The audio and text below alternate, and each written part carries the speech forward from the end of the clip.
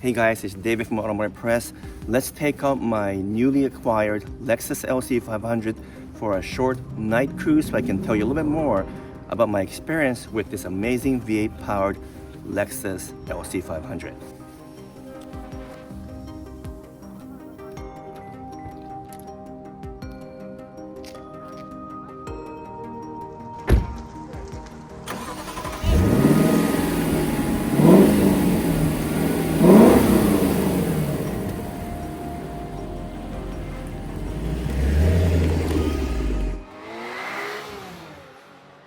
Okay, so I've now hopped into my Lexus LC 500, just going for a short night cruise here. And I know I haven't done a proper review of this LC 500 as an owner yet. That's coming, but I've been so busy and the weather has been so bad here that I actually haven't had a chance to take the LC 500 out for very long drives yet. But I am taking out tonight just to kind of cruise around here for a bit, show you guys Vancouver at night. I can't really drive too fast here. I'm in a residential area. But what I wanted to do is just to talk a little bit about my experience so far owning the LC 500. You guys would remember that I only purchased this a few weeks ago, and I was very fortunate to be able to grab an Inspiration Series LC 500 for 2024 as opposed to waiting for a special order LC 500 because that might have taken several months and I wasn't sure when that would ever show up. And so when I had a chance to finally pick this one up, I just took my chance and decided to go for it, even though it's a bit more expensive.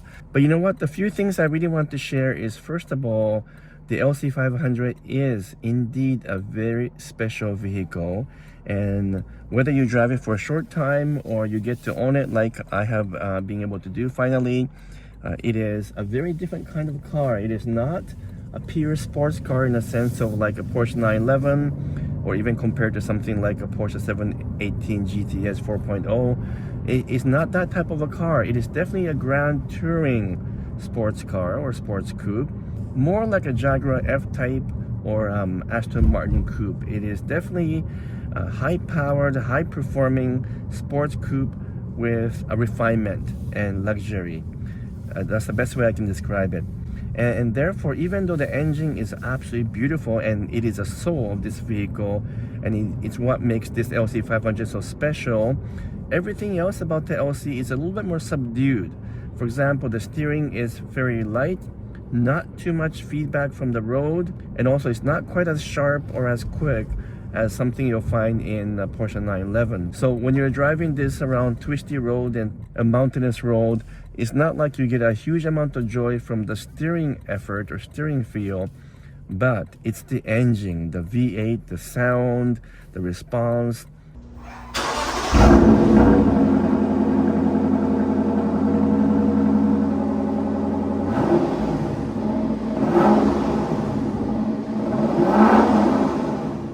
The way it accelerates so smoothly and so refined, that is what makes this LC 500 so special.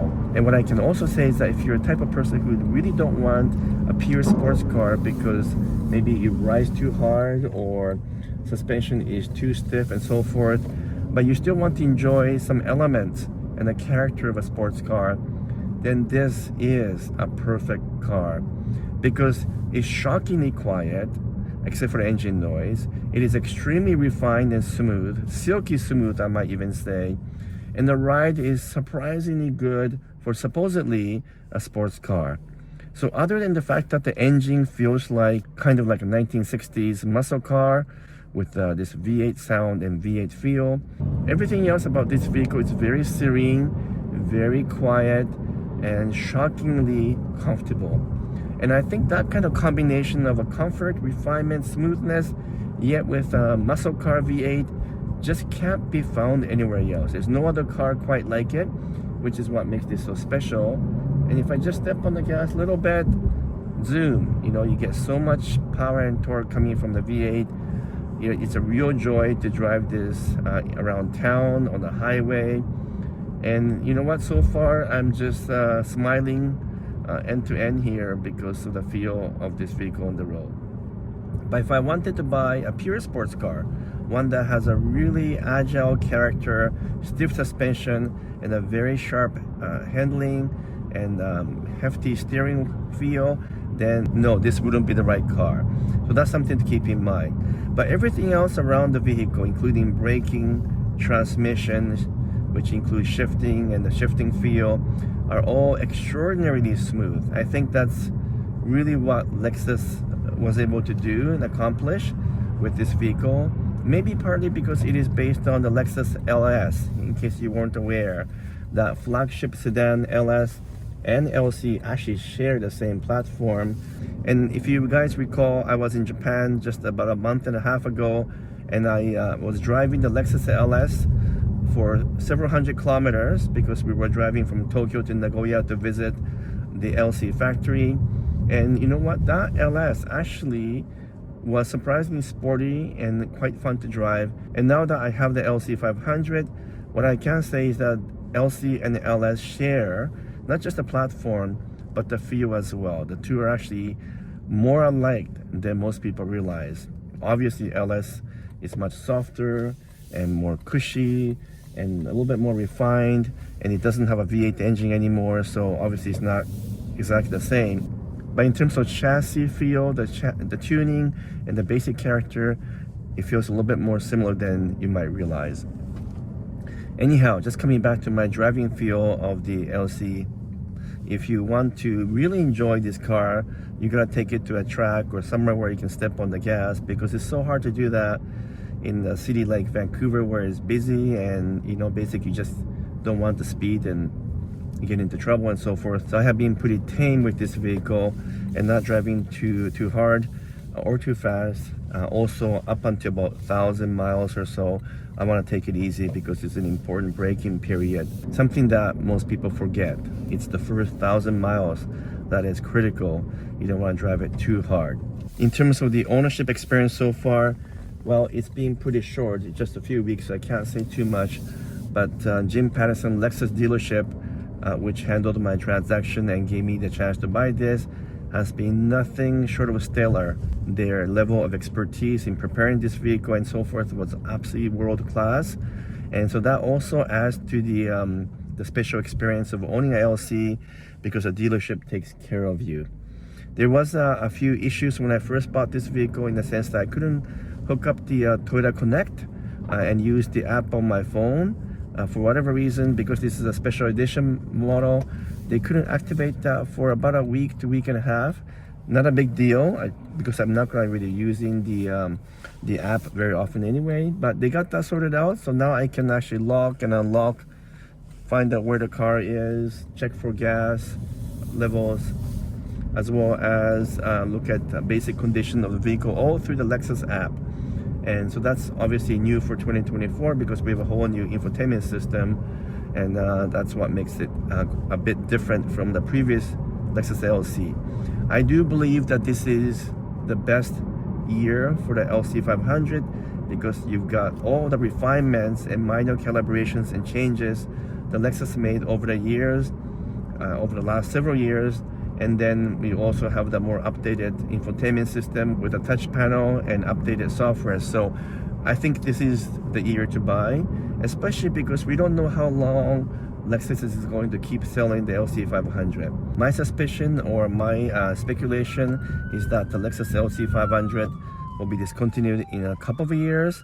So I would say maybe 2025, maybe 26 will be the last year. And after that, it's going to be gone, because the rumors is that Lexus is going to combine the LC and the RC together and come up with a new sports car that is kind of in between RC and LC, which maybe it's a sweet spot in terms of price range. So that's something that will likely happen. They're not going to keep the V8 powered LC for very long. And then I would just expect all the LC 500s to become a collectible because of that. In much the same way Acura NS6 became a collectible, not the current version that was discontinued recently, but the one before. So it's going to be interesting to watch what's going to happen to the LC 500 over the next couple of years. I doubt very much they're going to make any more changes let's say in this coming fall for the 2025 model year, just because this was a bit of a facelift and they made lots of changes already. They keep making small tweaks to the suspension, the steering mechanism, the bracing underneath, and so forth. So perhaps they will make a little bit more of a refinement again, but it's already very good in terms of chassis. Again, it's extremely comfortable. You can tell how stable the ride is. The headlights is also fantastic, by the way. I don't have it on automatic high beam right now, so it is running on low beam. But here we are near the beach, very late at night here. It's very dark. It is really bright. It almost feels like I have a high beam on, but no, this is just a low beam right now. A couple of other things to keep in mind is that, interesting enough, the Inspiration series, along with the bespoke version of the Lexus LC 500, does not come with a variable ratio steering, and it doesn't come with a four-wheel steering as well. That's a bit of an odd thing, because both of those are available in the high performance package for the regular LC 500, but for some reason for the Inspiration series and the bespoke version only, they removed those two and are not even available as an option. For me, actually, I am glad that they don't have the variable ratio steering on this car, because generally speaking, what that does is that it's sort of both software and a hardware driven system, and it removes some of the sensation of the steering feel and it becomes even more numb.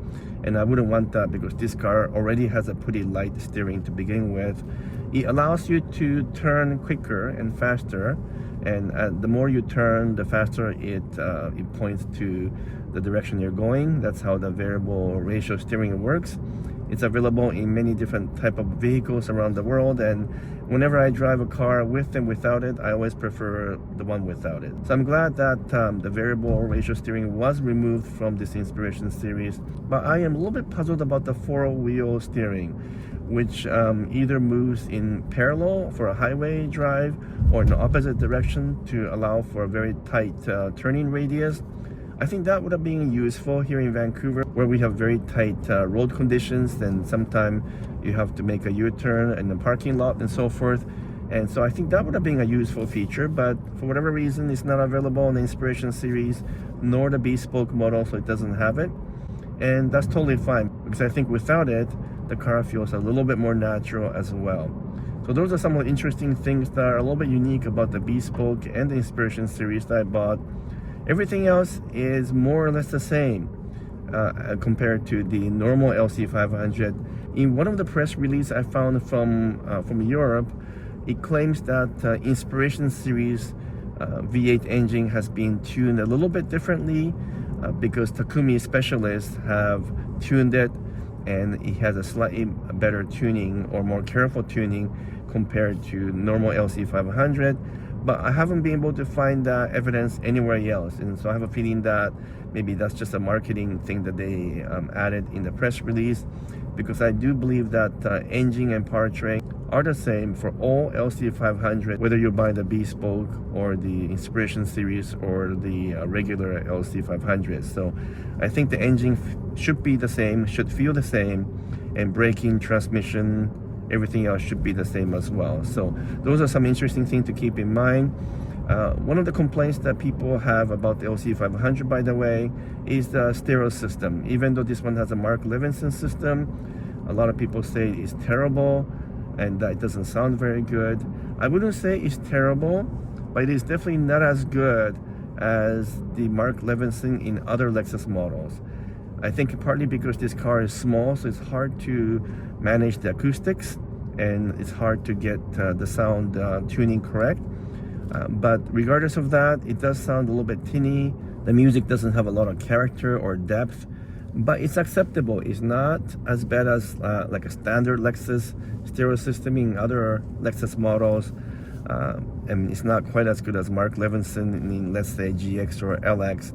But it is definitely a notch above normal Lexus stereo system. There are many other interesting things about the LC500 that I do want to share with you, but I want to do that during the day when it's not so cold outside and when I can dedicate a proper time with LC500 and tell you everything about this vehicle and share with you things that are not obvious, because the press release and some of the marketing brochures are not very good at explaining everything to do with the LC500. There are a lot of details that are missing on those brochures just because they tend to just talk about the highlights as opposed to depth and details. So those are things I want to talk about. For example, the door is pretty unique.